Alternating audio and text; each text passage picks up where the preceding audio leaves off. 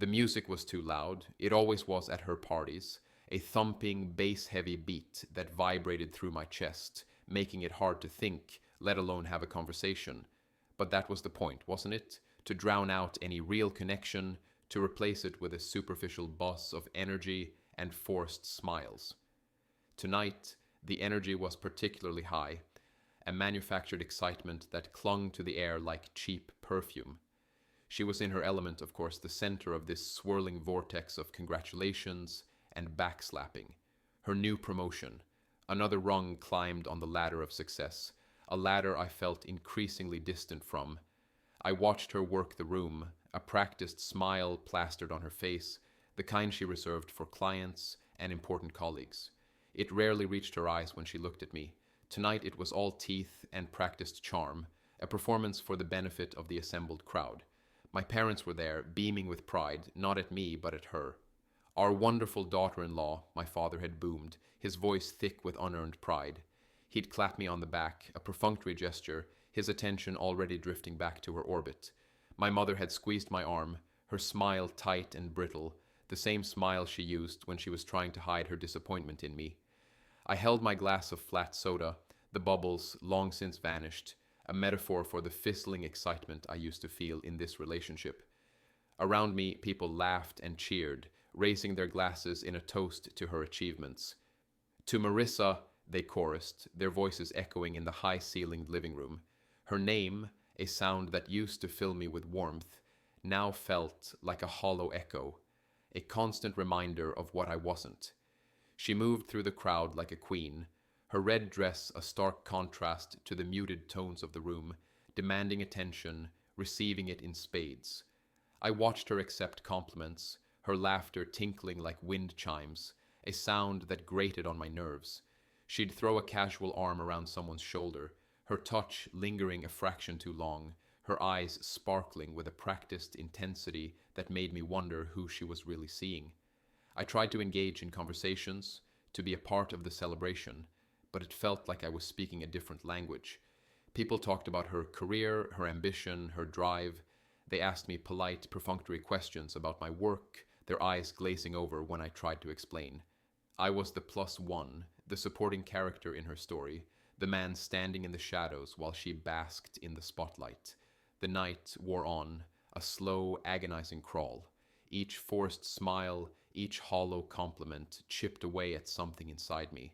I felt like I was disappearing, fading into the background, becoming invisible. It wasn't a sudden realization, but a slow, creeping awareness that had been building for months, maybe even years. The feeling of being unseen, unheard, unvalued. Then came the moment, the seemingly insignificant event that tipped the scales. She found me in the kitchen, scraping leftover frosting off the counter, a mundane task that somehow encapsulated my role in her life. She approached me, her smile smug, her eyes bright with the afterglow of adoration. She held out a folded t-shirt, a small, innocent-looking square of fabric. I unfolded it, the black letters stark against the white cotton. Loser of the house. The word hung in the air, a verbal slap in the face. I laughed, a sound that felt foreign and brittle even to my own ears. She laughed too, a light, dismissive sound, her hand patting my chest like I was a pet. "It's a joke, babe," she chirped, her voice dripping with condescending sweetness. "Lighten up, lighten up." The words echoed in my head, a cruel mockery of my inner turmoil. I looked at the t-shirt, the offensive phrase staring back at me, and something inside me shifted. It wasn't anger, not yet. It was something colder, something more profound, a sense of finality, a quiet, unwavering certainty that this was the end. In that moment, surrounded by the noise and fake celebration, I made a decision. Not a dramatic outburst, not a tearful confrontation, but a silent, internal vow. I was done. Done being the invisible man, the supporting character, the loser. I folded the t-shirt neatly, the crisp edges a sharp contrast to the messy frosting on the counter. I placed it down, a silent declaration of my intent. The party continued around me, oblivious to the seismic shift that had just occurred within me. The man she mocked, the so-called loser, had already left. She just didn't know it yet. The morning sun sliced through the blinds, casting harsh stripes of light and shadow across the bedroom. She was already awake, perched at her vanity, meticulously applying her makeup. The air was thick with the scent of hairspray and expensive perfume, the tools of her trade, the weapons she used to construct her public persona. I watched her, reflection in the mirror, the practiced movements of her hands, the almost robotic precision with which she transformed herself.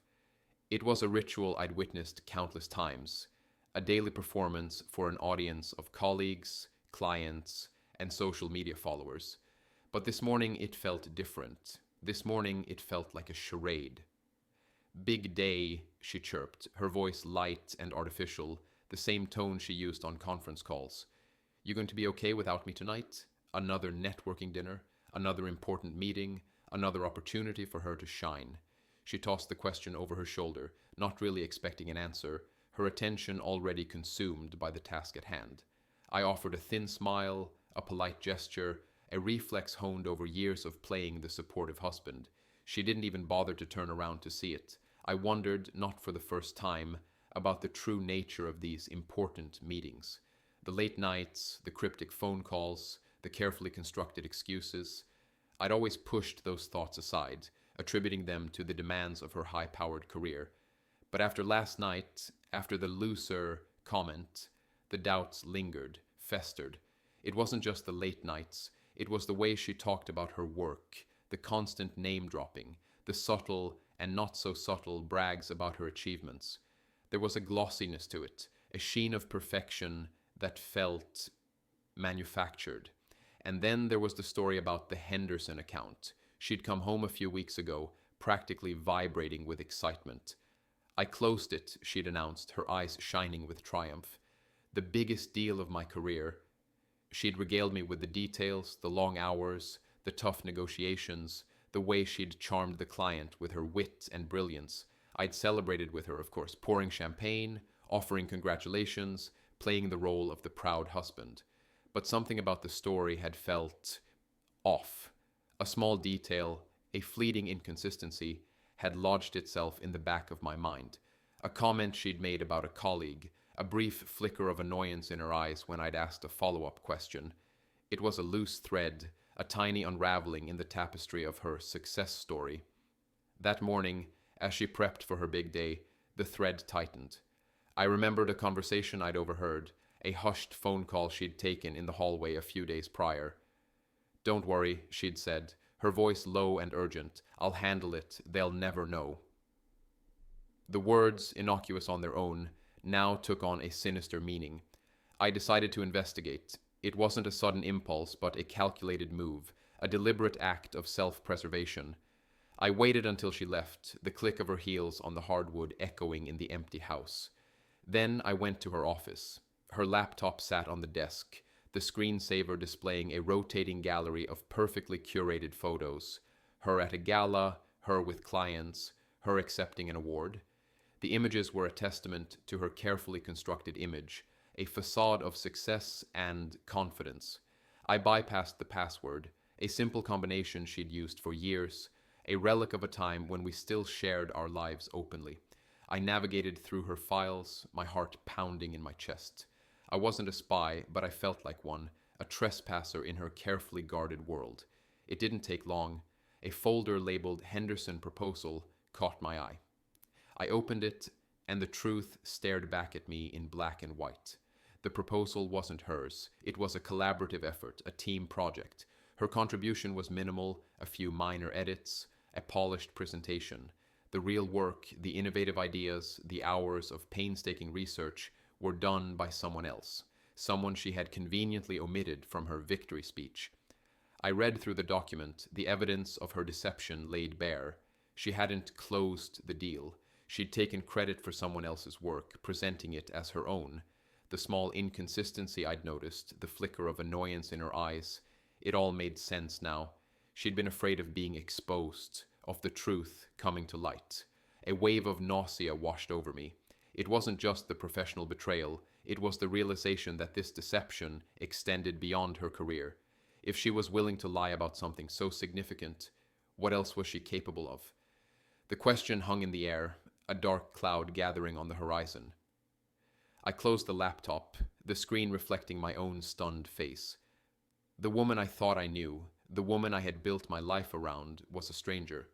A stranger who had deceived not only her colleagues, but also her husband.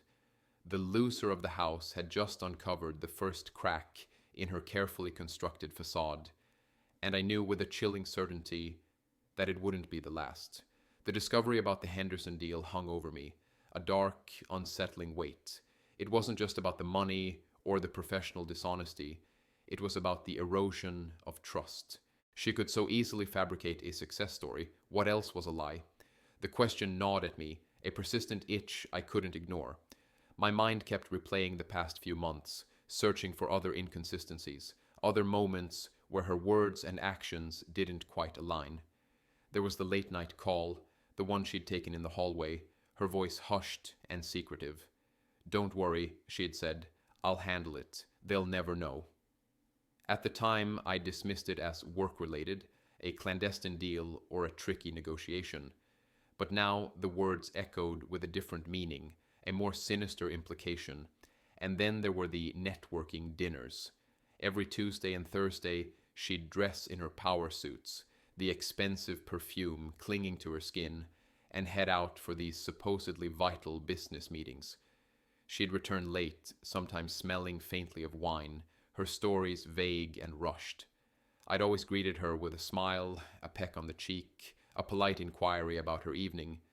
She'd brush me off with a perfunctory, "It was fine, just work," and head straight to bed. But lately the fine had felt increasingly hollow, the brush off more dismissive. There was a distance in her eyes, a coolness in her touch.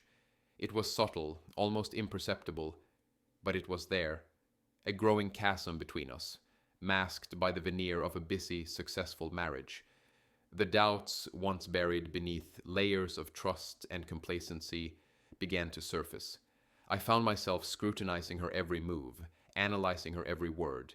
It was a torturous process, a self-inflicted wound, but I couldn't stop. I needed to know. I started with her phone.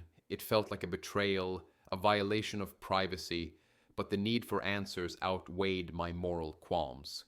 I waited until she was in the shower, the sound of the running water, a muffled cover for my actions. Her phone lay on the bedside table, the screen dark and silent. I picked it up, my hands trembling slightly. I navigated through the menus, my fingers clumsy and hesitant. The call log revealed a series of frequent calls to an unfamiliar number, always late at night, always around the time of her networking dinners. The contact was saved as J. Miller, a generic name that screamed deception. My heart pounded in my chest. Who was J. Miller? A client? A colleague? Or something more? The thought sent a cold wave of nausea through me. I scrolled through her messages, my eyes scanning for any clue, any hint of intimacy. Most of the texts were mundane, businesslike exchanges. But then I found them. Buried deep within a thread of seemingly innocuous messages, a few words, a few phrases that sent a shiver down my spine. "Can't wait to see you. Miss you. Thinking of you always." The words were simple, but their implication was devastating. I felt a knot tighten in my stomach, a sickening mix of dread and disbelief. My wife, the woman I had shared my life with, the woman I thought I knew, was having an affair. The realization hit me like a physical blow, leaving me breathless and dizzy. I replaced the phone, my hands shaking. The shower was still running, the sound mocking the turmoil inside me. I stood there for a moment, paralyzed, the weight of the truth crushing me. The loser of the house had just uncovered another layer of betrayal, a deeper, more painful deception. But the discovery, as devastating as it was, also ignited something within me. A spark of anger, a flicker of resolve. I wasn't going to be a victim. I wasn't going to let her lies consume me. I was going to find out the truth, all of it, and then I was going to do something about it. The phone records and the cryptic messages had planted the seed of suspicion, a bitter seed that grew rapidly in the fertile ground of my growing distrust. But suspicion wasn't enough. I needed proof, concrete evidence that would solidify the unsettling feeling that gnawed at my insides. I couldn't confront her based on a hunch, a few suggestive texts. I needed to know definitively the nature of her relationship with Jay Miller. My investigation led me to a small, upscale restaurant downtown, a place she'd mentioned once vaguely as a potential venue for a work event, the same restaurant where Jay Miller's number had pinged her phone multiple times on those networking dinner nights. It was a long shot, a gamble based on a gut feeling and a few circumstantial clues, but I had to try. I arrived early, securing a table in a discreet corner, my back to the wall, a clear view of the entrance. The restaurant was dimly lit, the air thick with the aroma of expensive wine and rich food. The low hum of conversation provided a backdrop to my mounting anxiety. Each couple that walked through the door sent a jolt of nervous energy through me. I ordered a drink, the amber liquid doing little to calm my racing heart. I felt like a spy, a character in a bad movie, but the stakes were real, the pain of potential betrayal, a tangible weight on my chest. I scanned the room, my eyes searching for her, for him, for any sign that would confirm my worst fears. Then she walked in. She was wearing a dress I hadn't seen before, a sleek black number that clung to her curves, accentuating her figure. She looked radiant, her face flushed, her eyes sparkling with an excitement I hadn't seen in her in months. She wasn't alone. A man followed her, tall and handsome, with a confident stride and a practiced smile. He put his hand on the small of her back as they walked, a casual, intimate gesture that sent a jolt of electricity through me, a sickening jolt of recognition. It was him. They sat at a table across the room, their faces illuminated by the soft candlelight. They talked, their heads close together, their voices low and intimate. She laughed, a genuine, unguarded laugh, the kind she used to reserve for me. He reached across the table and took her hand, his fingers intertwining with hers. In that moment, the world seemed to tilt on its axis. The hum of the restaurant faded into a distant buzz, the clinking of glasses a muted symphony of betrayal. I watched them, my heart pounding in my ears, the reality of the situation crashing down on me with the force of a tidal wave. There was no doubt, no ambiguity, no room for misinterpretation. My wife, the woman I had pledged my life to, was having an affair. The networking dinners, the late-night calls, the cryptic messages, it all made sense now. The pieces of the puzzle, scattered and confusing before, snapped into place, forming a clear, devastating picture. I felt a strange mix of emotions, shock, disbelief, a searing pain that ripped through my chest. But beneath the pain there was also a cold, hard anger, a rising tide of fury that threatened to consume me. The woman I had trusted, the woman I had loved, had betrayed me in the most profound way imaginable. I sat there, frozen, watching them. The scene played out before me like a movie, a cruel, intimate performance staged for my benefit. I wanted to storm over there, to confront them, to expose their deception. But something held me back, a sense of self-preservation, a need to gather myself, to process the enormity of what I had just witnessed. I finished my drink, the liquid burning a cold path down my throat. I paid the bill, my hands shaking slightly. I walked out of the restaurant, the cool night air a stark contrast to the heat of betrayal that simmered within me. The confirmation of the affair was a turning point. It wasn't just about the job anymore, it was about everything. It was about the lies, the deception, the complete disregard for my feelings. It was about the shattering of the illusion of a happy marriage. And as I walked away from that restaurant, I knew one thing for certain. I couldn't stay in this marriage. Not anymore. The loser of the house was about to become the architect of his own liberation. The night I saw them at the restaurant, the confirmation of the affair, it was a turning point. The initial shock gave way to a cold, hard resolve. I wasn't going to let her lies dictate my future. I wasn't going to react emotionally and risk losing control of the situation. I needed to be strategic, methodical. I needed evidence. I started documenting everything. Every late night, every vague excuse, every suspicious phone call.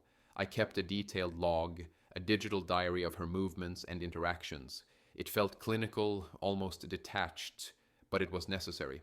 I needed to build a case, not just for myself, but potentially for what came next. Her phone became a key source of information.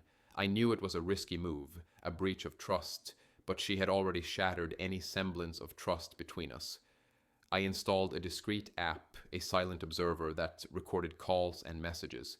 It felt invasive, but I justified it as self-defense, a way to protect myself from further deception. The recordings were damning. Her voice, once filled with warmth and affection for me, was now laced with intimacy and passion for another man. She talked about her escape from our marriage, her longing for him, her plans for a future without me. Each word was a knife twist, a painful reminder of her betrayal. I also started taking photos, not clandestine paparazzi-style shots, but subtle, seemingly innocent pictures that captured details. A specific piece of jewelry she wore only on those networking dinner nights. A receipt for a romantic dinner for two, tucked away in her purse. A parking ticket from a location far from any business meeting. I felt like a detective, a character in a film noir, but the reality was far from glamorous. It was a tedious, soul-crushing process, a constant reminder of the woman I had once loved and the lies she had spun. But with each piece of evidence I gathered, my resolve hardened. I also revisited the Henderson deal. I dug deeper into the company's internal files, uncovering more details about her deception.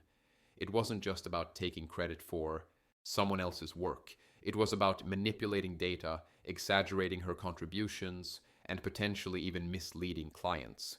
The extent of her dishonesty was staggering. I felt a growing sense of detachment, a coldness that settled over me. The woman I was documenting, the woman I was building a case against, was a stranger who had deceived me, betrayed me, and shown a complete disregard for my feelings. The meticulousness of my actions was deliberate. I wasn't acting on impulse or emotion. I was building a foundation, a solid, irrefutable case that would expose her lies and protect my interests. I wanted to be prepared for any eventuality, any attempt she might make to deny her actions or manipulate the situation.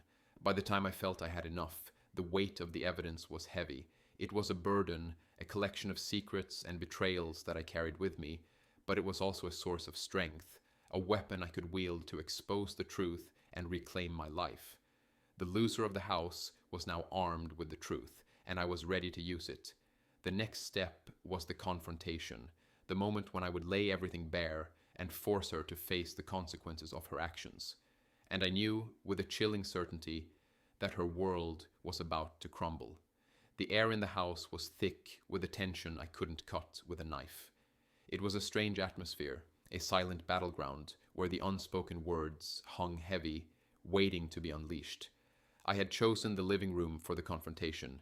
It was a neutral space, a place where we used to share laughter and quiet evenings, a stark contrast to the ugliness I was about to reveal.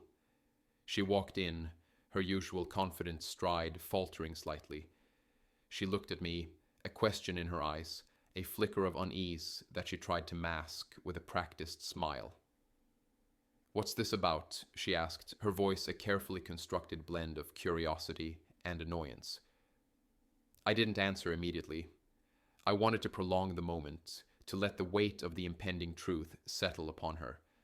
I took a deep breath, steeling myself for what was to come. I had rehearsed this conversation in my head countless times, but now that the moment was here, the words felt heavy, laden with the pain and betrayal I had endured. "We need to talk," I said, my voice low and steady, devoid of any emotion. I placed the file I was holding on the coffee table, the thick manila folder a stark symbol of the evidence I had gathered. She frowned, her carefully applied makeup creasing slightly. "About what?" she asked, her tone defensive. "About your job," I began, my eyes fixed on hers. "About the Henderson deal." Her eyes widened slightly, a flicker of panic crossing her face. "What about it?" she asked, her voice suddenly tight. I opened the file, laying out the documents, the emails, the evidence of her deception. "The proposal," I said, pointing to a specific document. "It wasn't yours. You took credit for someone else's work." She tried to deny it, of course. She launched into a carefully crafted explanation. a web of half-truths and justifications. She talked about teamwork, collaboration, and the pressures of her job, but her words rang hollow, her carefully constructed narrative crumbling under the weight of the evidence. "Don't lie to me," I said, my voice cutting through her words like a knife. "I know the truth." Her face flushed, her composure cracking. She shifted in her seat, her eyes darting around the room, searching for an escape.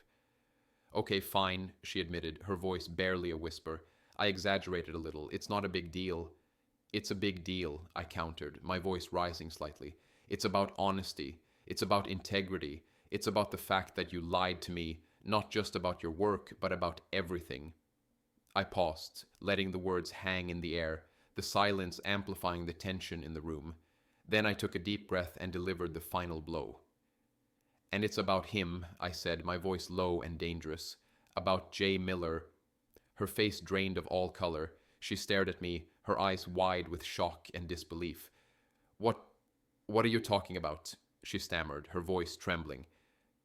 I pulled out my phone, the recordings playing softly, the sound of her voice, her intimate words, filling the room. Her carefully constructed facade shattered completely. She broke down. Tears streamed down her face, her makeup streaking in dark lines. She tried to deny it, to explain it away, to minimize it, but the evidence was overwhelming, irrefutable. "It was a mistake," she sobbed, her voice choked with emotion. "It didn't mean anything. I still love you." I looked at her, my heart a cold, empty space. The woman in front of me was a stranger, a liar, a betrayer. The words she spoke, the tears she shed, felt hollow and meaningless. "It's over," I said, my voice flat and final. "I'm done." The confrontation was brutal, a painful and necessary unveiling of the truth. It was the moment when the loser of the house finally exposed the lies that had been built upon him. The moment when the carefully constructed facade crumbled, revealing the ugly reality beneath. And in that moment, I knew that there was no turning back. The marriage was over. The immediate aftermath of the confrontation was chaos. Not the loud, explosive kind, but a chilling, silent unraveling. She was a whirlwind of desperate pleas and broken promises, a stark contrast to the composed, confident woman I had known, or thought I had known. She tried to backtrack, to explain away the affair as a momentary lapse, a weakness, a mistake she deeply regretted. But her words were hollow, echoing in the vast emptiness that had replaced our shared life. "We can fix this," she insisted, her voice raw with desperation. "We're stronger than this. We've been through so much together." The irony was suffocating. We had been through so much together, yes, but she had been the one steering the ship, charting a course that left me adrift, invisible, a loser in her carefully curated narrative. And now when the ship was sinking, she expected me to help her bail out the water? I remained unmoved. The evidence was overwhelming, the betrayal too deep. Her tears, her pleas, her desperate attempts to salvage the situation, they all fell on deaf ears. I had already made my decision. I was done. The reality of the situation began to dawn on her, the realization that this wasn't a temporary argument, a misunderstanding that could be smoothed over with a few apologies and a romantic dinner.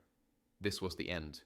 Her composure crumbled, the carefully constructed persona she presented to the world, the confident, successful woman who had it all, shattered into a million pieces. She became small, vulnerable, almost pathetic. She lashed out. She accused me of being cold, heartless, vindictive. She tried to shift the blame, to paint herself as the victim, the one who had been wronged. But her words were weak, her arguments flimsy, easily dismantled by the weight of the evidence I had presented. "How could you do this to me?" she cried, her voice rising in pitch. "After everything I've done for you, for us." "Everything you've done for us?" I repeated, the words tasting like ash in my mouth. "Or everything you've done for yourself?" The question hung in the air, a silent indictment of her self-serving actions. She had built her success on my silence, my support, my willingness to play the role of the invisible husband, and now she was paying the price. The unraveling wasn't just personal, it was professional as well. The evidence I had gathered about the Henderson deal, the lies she had told, the people she had deceived, it was already spreading like wildfire. Her carefully cultivated reputation, The image she had so meticulously constructed was crumbling around her. She received a call, her face paling as she listened to the voice on the other end. Her boss, the meeting, the internal investigation, the suspension, the words delivered with cold, clinical detachment were the death knell for her career. She looked at me, her eyes filled with a mixture of fear and rage. "You did this," she accused, her voice trembling. "You ruined me." "You ruined yourself," I replied, my voice calm and steady. "You made your choices. You lied, you cheated, you thought you could get away with it, but you were wrong." The truth was a bitter pill to swallow. She had spent so long believing she was untouchable, invincible, the queen of her own little kingdom. But I had quietly, methodically dismantled her reign, exposing the rot beneath the gilded surface. The loser of the house had become the architect of her downfall, and as her world crumbled around her, I felt a strange mix of emotions, a sense of justice, a quiet satisfaction, but also a lingering sadness for the woman she could have been, for the life we could have had. But the could have been was gone, replaced by the harsh reality of what she had become. The confrontation at home was just the beginning. The personal unraveling was a necessary precursor to the public exposure, the moment when the truth I had so meticulously gathered would be unleashed upon her world. It wasn't about revenge, though a part of me craved it. It was about consequence, about ensuring that her actions had repercussions, that the lies she had spun didn't go unpunished. The next morning I made the calls. The first one was to her boss, Simon Keene, the man she had fawned over, the man she had tried to impress, the man who now held her career in his hands. I laid out the facts, the evidence of her professional misconduct, the manipulation of data, the false claims of achievement. His initial shock quickly turned to a cold, business-like fury. He had been made a fool, his company potentially compromised. He assured me that swift and decisive action would be taken. Then came the more delicate part, the exposure of the affair. This wasn't about legal documents or professional repercussions. It was about the personal fallout, the shattering of her carefully constructed social image. I contacted a few close mutual friends, people I knew would be discreet, but also unable to ignore the truth. I presented them with the evidence, the recordings, the photos, the undeniable proof of her betrayal. Their reactions ranged from disbelief to shock to a quiet, simmering anger. They had been lied to as well, their trust betrayed by the woman they thought they knew. The news spread quickly, a wildfire of gossip and whispered conversations. Her carefully curated social media presence, once a testament to her perfect life, became a battleground of speculation and judgment. The friends who had once showered her with praise and admiration now distanced themselves, their loyalty shifting to the wronged husband, the loser who had finally revealed the truth. I watched it all unfold from a distance, a detached observer of the chaos I had unleashed. It wasn't a moment of triumph, not exactly. There was no joy in seeing someone's life crumble, even someone who had caused me so much pain. But there was a sense of justice, a feeling that the scales had finally been balanced. The consequences for her were swift and severe. The suspension from her job was followed by a formal investigation, the findings of which were damning. She was eventually terminated, her career in tatters, her reputation tarnished. The affair also took its toll. As the news spread, the other man involved found himself facing his own set of consequences, both personally and professionally. Her social circle, once her source of validation and affirmation, turned against her. The invitations stopped coming, the phone calls ceased, the supportive texts dwindled into nothingness. She became a pariah, a cautionary tale of ambition and deceit. I didn't revel in her downfall. I didn't seek to inflict further pain or humiliation. My actions were driven by a need to protect myself, to reclaim my dignity, and to ensure that the truth was known. The loser of the house had become the exposer of lies, the catalyst for a much-needed reckoning. The process was draining, emotionally and mentally. It was a constant reminder of the betrayal, the lies, the years of deception. But with each step I took, with each piece of evidence I revealed, I felt a sense of liberation, a release from the suffocating weight of her falsehoods. The world I had once shared with her was gone, shattered beyond repair. But in its place, a new world was beginning to emerge, a world built on honesty, integrity, and self respect. And for the first time in a long time, I felt a flicker of hope, a sense that despite the pain and the loss, I was finally on the path to healing and a new beginning. The immediate aftermath was a strange mix of chaos and quiet. The storm I had unleashed had swept through our lives, leaving behind a landscape of wreckage and uncertainty. The house, once filled with her laughter and the illusion of a happy marriage, now felt vast and empty, a constant reminder of what had been lost. I spent the first few days in a daze, going through the motions of daily life, but feeling numb and detached. Sleep was elusive, my mind replaying the events of the past few days, the confrontation, her unraveling, the exposure of her lies, the weight of it all pressed down on me, a heavy burden of betrayal and loss. The phone calls started. From friends, from family, even from some of her colleagues. Some were supportive, offering words of comfort and understanding.